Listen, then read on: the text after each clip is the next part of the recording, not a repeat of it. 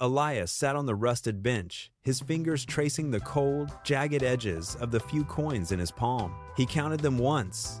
Then he counted them again, hoping the metal would somehow multiply. It did not. The total remained short of the bus fare. He let his hand fall, the coins clinking against the metal slats of the bench. Above him, the sky shifted from gray to a bruised, heavy purple.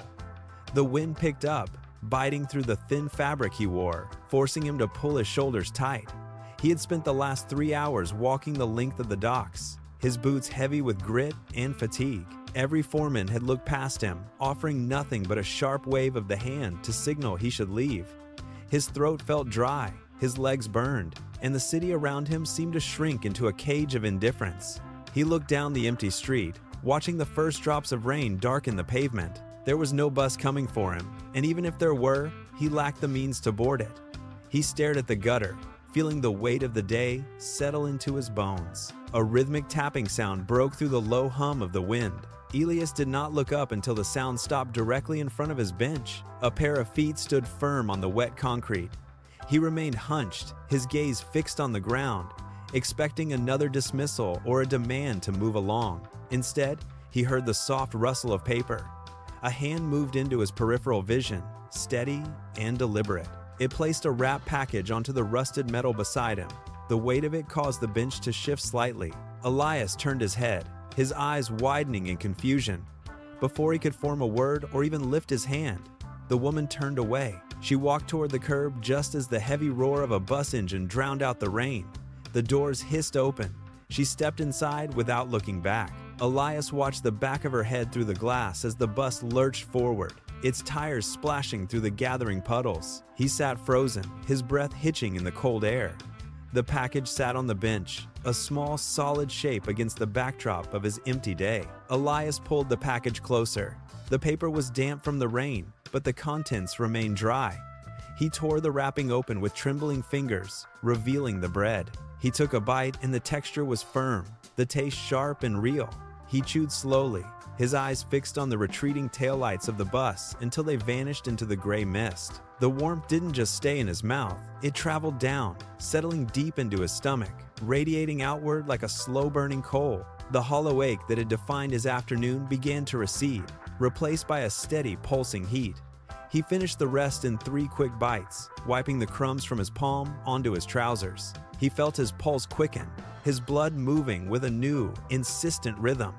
The rain continued to fall, but the biting edge of the cold seemed to lose its grip. He stood up. His knees, which had felt like lead an hour ago, held his weight without a tremor.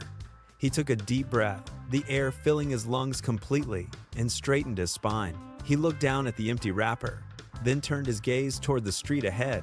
The exhaustion was still there, but it was no longer the only thing he felt. He stepped away from the bench, his stride purposeful, and began to walk, his feet finding a rhythm that carried him forward into the city.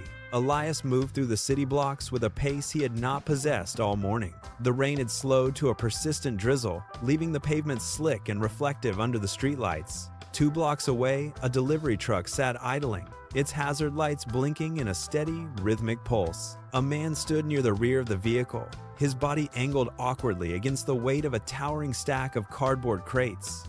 This was Marcus. He shifted his grip, but the stack groaned, the top boxes swaying dangerously toward the edge of the curb. Marcus grunted, his feet sliding slightly on the wet asphalt as he tried to stabilize the load.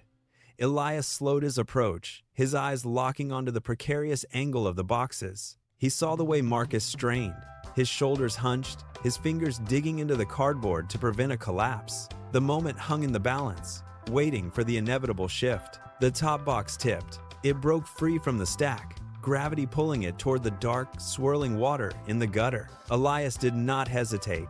He lunged forward, his boots finding purchase on the wet concrete. His body stretched, fingers extended, closing the distance in a single, sharp burst of motion. He caught the box just as it cleared the curb, the damp cardboard heavy and slick against his palms. He slammed his shoulder into the side of the remaining stack to brace it, his muscles locking to counteract the momentum. The box groaned under the pressure, but he held it firm. He felt the weight shift, the center of gravity fighting him, but he adjusted his stance. He held the crate steady until the swaying stopped and the entire stack settled into a vertical line. He exhaled, his breath coming in a sharp, controlled cloud. He turned to the driver, his movements precise and deliberate. He had saved the cargo, and he felt the solid weight of his own strength. Elias set the final crate down on the truck bed, the cardboard thudding solid against the metal floor. The stack stood straight, secure, no longer threatening to slide into the gutter. He stepped back, wiping rain and grit from his palms onto his trousers. Marcus watched him, not with the relief of a man who avoided a loss, but with the calculation of a man who had just found a solution. The driver closed the rear doors with a heavy slam that echoed off the wet street. He turned to face Elias, his breathing still heavy from the exertion. For 3 seconds, neither man spoke. The only sound was the idle rumble of the engine and the drip of water from the truck's bumper.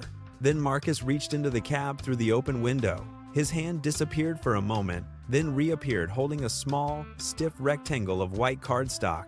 "I need a reliable loader at the warehouse," Marcus said, his voice cutting through the damp air. He tapped the address printed on the card with a thick, calloused finger. "Be there at 6 tomorrow." Elias reached out. His fingers brushed the dry surface of the card before closing around it. He slipped it into his pocket, the edges pressing against his leg, anchoring him to a specific time and place. The uncertainty of the morning evaporated. The next morning, the warehouse gates groaned open at exactly 6. Elias was there, standing on the concrete apron before the first truck arrived. He moved with a new rhythm, his hands working the crates with precision, his eyes scanning the floor for inefficiencies. The weeks blurred into months. He learned the inventory system, then the logistics software, then the complex routes of the regional fleet. He stopped loading boxes and started directing the teams that did. He traded the warehouse floor for a desk, then the desk for an office with a view of the loading bays. The company expanded. The fleet grew from 3 trucks to 30, then to hundreds. Elias spent his nights reviewing ledgers and his days negotiating contracts, his posture always straight, his focus absolute. Years passed. The final transition happened in a grand hall, lights reflecting off polished floors. Elias stood on a raised platform, his gaze sweeping across a sea of faces. He was no longer the man counting coins in the rain. He was the architect of the very system that sustained them all. He stood at the center of the stage, ready to speak. Elias reached into his pocket and pulled out a small, rectangular object. He held it up between his thumb and forefinger, turning it so the overhead lights caught the surface. It was a photograph, the edges softened and frayed by years of handling. He did not speak for a long moment, letting the image serve as the only focus in the room. The crowd leaned forward, their eyes fixed on the worn paper. "This is a bus stop," he said, his voice steady and carrying clearly to the back of the hall. He pointed to the faded background of the print. "I sat on that bench with empty pockets and no direction. I had been turned away from every door I knocked on that day." He moved the photo slightly, tracing the air as if recreating the scene. "A woman walked past me. She did not stop to ask for my name or my history. She simply placed a sandwich on the bench beside me and boarded her bus without a word." The silence in the hall deepened. Elias looked down at the photo, then back to the rows of faces. He described the warmth of the bread, the sudden shift in his physical state. Elias lowered his hand, the small photograph held firmly against his palm. He looked at the 500 people in the room, his gaze moving from the front row to the back. He did not talk about luck or destiny. He talked about the mechanics of the moment. He explained how that single, silent act of kindness provided the energy to stand, to help a stranger with a falling box, and to earn the first opportunity that built this company. He gestured to the walls around them, the logistics hub that now sustained every person in the hall. He spoke slowly, his voice clear and resonant in the quiet space. "Never underestimate small acts of kindness, for they are the seeds of everything that follows." The room remained perfectly still. No one shifted in their seats. No one coughed. The only sound was the low, steady hum of the ventilation system. Elias stood at the center of the stage, his posture relaxed but firm, his eyes scanning the crowd one last time.